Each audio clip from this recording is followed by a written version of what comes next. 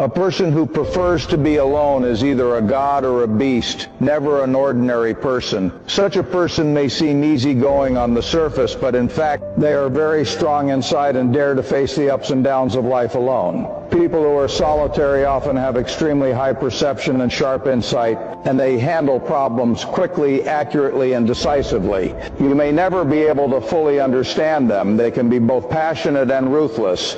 In fact, most of these people have very good character because they don't gossip, don't like to deal with hypocritical people, and don't bother to scheme against others.